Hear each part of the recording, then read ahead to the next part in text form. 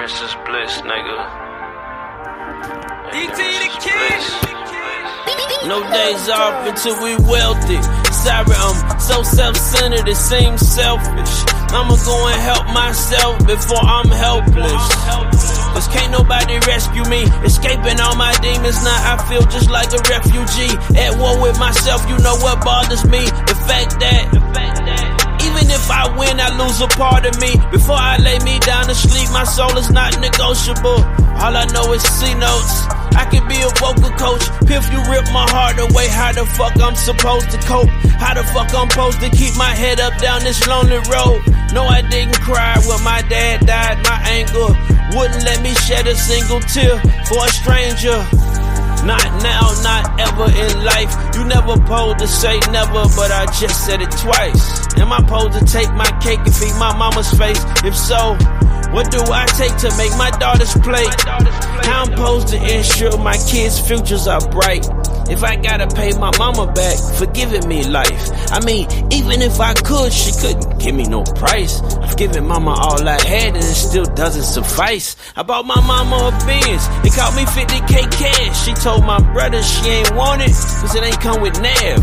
I invested myself, and then I shared with my folks. And dropped no album in 2020, because I went broke. I had my head above water, another sip and I drowned. Took every dollar I had to put Piff in the ground. I still had to survive, I still had to provide. I had to swallow my pride, I had to borrow from Smiles. Then my granddaddy passed, and I was down to my last. Then my mama needed therapy, so that go my last. Then the well ran dry, then I needed help. Surprise, nobody's there, nobody's left. Just me and myself. Take a look at my watch. It said it's time to reflect. Then the girl I was with chose the exit stage left. I mean, ain't no money left. What the fuck I expect? Oh, silly me, I asked my mama for help. She said I should've done a better job at managing wealth. Now to get to where I am, I can't regret where I've been. I took a look at my bank account and said never again. Not this, nigga.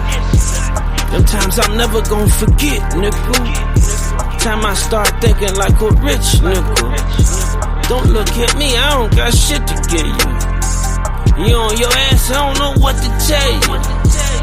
I got some money and ain't no better. Your ass, I don't know what to tell you. I got some money and ain't no better. But ignorance is bliss, nigga. Ignorance is bliss. So ignorance is bliss, nigga. Long live Piff.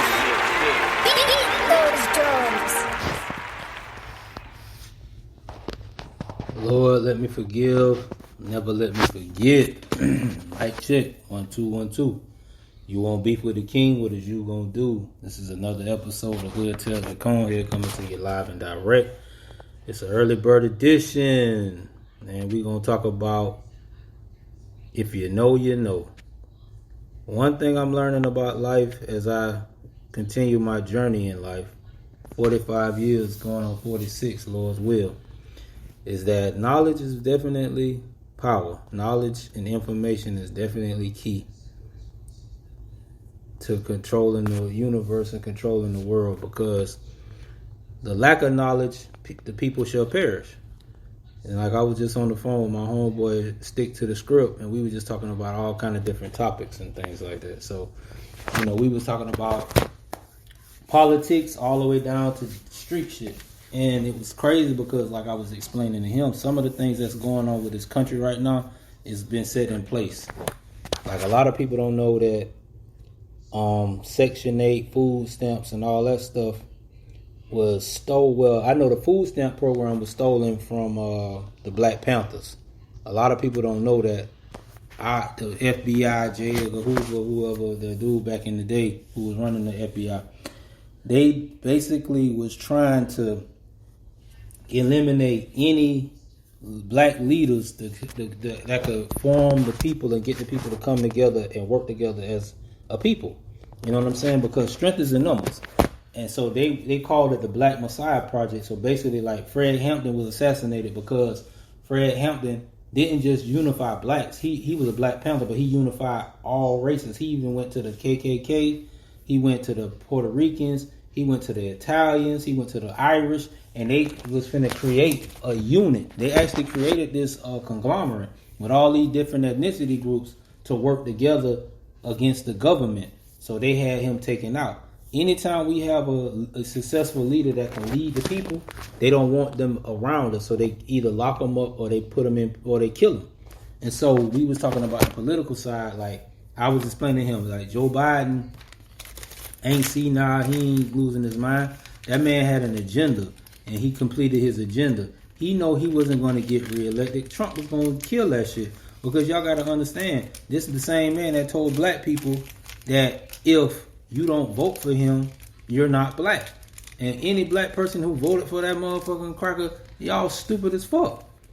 This man told y'all what type of time it was. Then y'all got that fake black lady talking about she got this percent black, but a lot of people don't know this lady was locking black men up in California. She was one of the biggest people that was helping populate them prisons with black men. But black people don't do their homework or their research. They go off of their feelings instead of going with logic. People say Trump is racist. Trump not racist. Them the people who vote for Trump. Them the people who back him. So of course he gonna cater to his audience. Why wouldn't he? If black people voted for him, he'd be sitting out eating barbecue, licking his fingers at soul food restaurants, eating chitlins and collard greens. Cause it's all about who's supporting and who backing him. But we get so caught up in our feelings when it comes to voting instead of just looking at the thing. Okay, Biden get in office. Biden didn't do shit he told black people he was going to do. He made it worse. And where was Kamala Harris when all this was going on? Sitting somewhere in a cubbyhole quiet. Now all of a sudden he drop out. Now all the older black, man, that lady not getting in office. Y'all got to understand this old white men who've been in office and been in Congress and the House of Representatives and the Senate for decades. They not finna let that shit happen. And then y'all gotta understand the who is the people? The Electoral College is the one who picked the president. That's all our votes is popularity. That's it.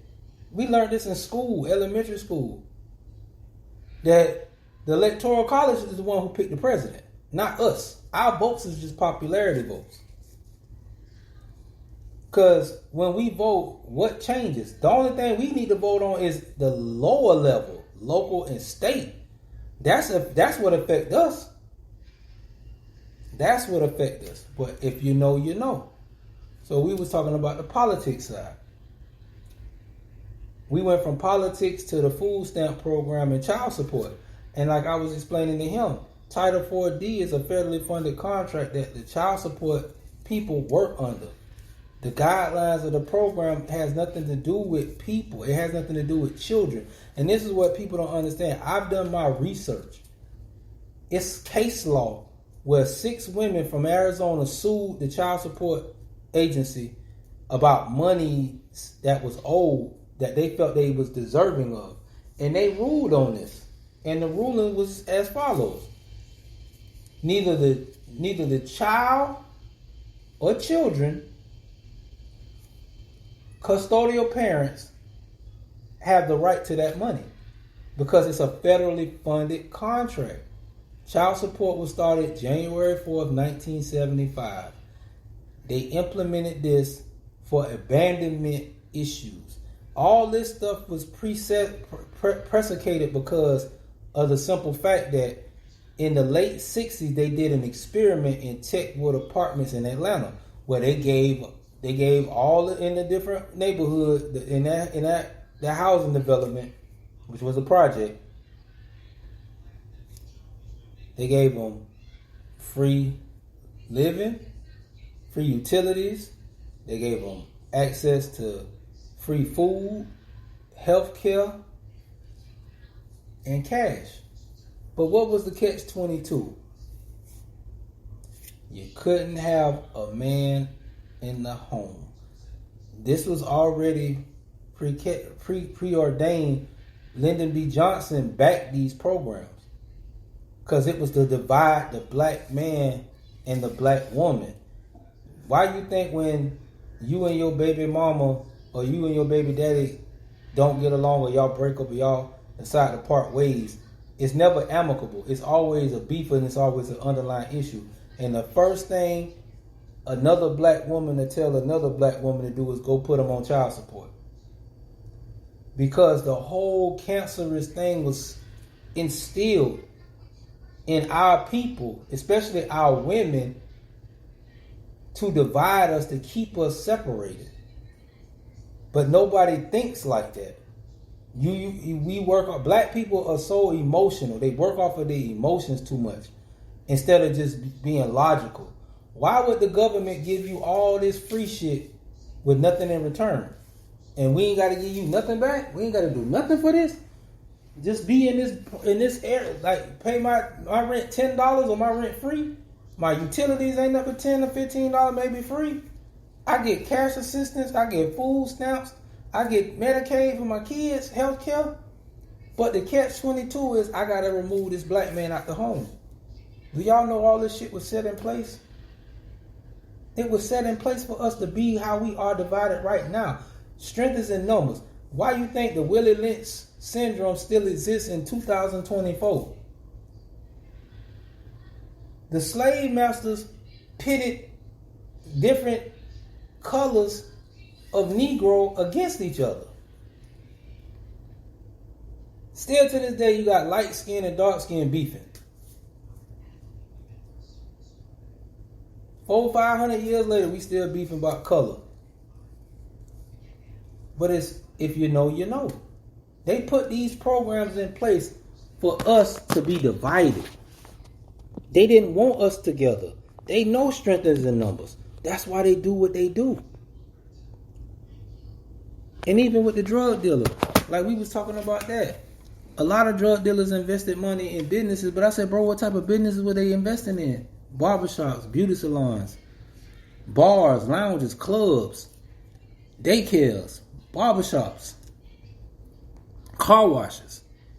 I said if they had the right people around them or they was with the right clientele, they could have opened doors for them to do other things. To invest in stocks, invest in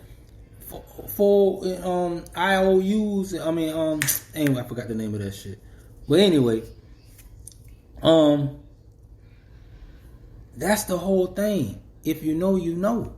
A lot of us don't know. It's a lot of things that I'm learning as this year go by. That I'm so upset with myself. I wish I would have known this when I was younger. They not even teaching us about how to deal with money in school. We don't learn about money in school. We don't learn how to manage money in school. We don't know nothing about trusts, estates, things of that nature. Because if we knew, we would do. If we knew better, we'd do better. But if you know, you know. That's why the title, when I played that song in the beginning, Don Tritt, Ignorance is Bliss, because ignorance is a part of our problem. We're very ignorant to anything knowledgeable. We don't take the time to research. If everybody would have sat down and did their homework on Kamala Harris and Joe Biden, they would have never voted him in office. But because they don't want, it's like the lesser evil. I deal with Biden racism before I deal with Trump racism. But Biden called us monkeys and shit. Niggas on the Senate floor. Oh, my mom, I have to worry about these people because my mother could get robbed at gunpoint by these monkeys and these animals. But this is the same person y'all voted in office. He told y'all if y'all don't vote for him, you're not black. Who would anybody in their right mind would vote for somebody who say some stupid shit like that? Black people. Because they don't want Trump in there. But everybody who support Trump is racist. That's his audience. So of course he gonna go with them. But if we knew better, we do better. But like I say, if you know, you know. I'm out.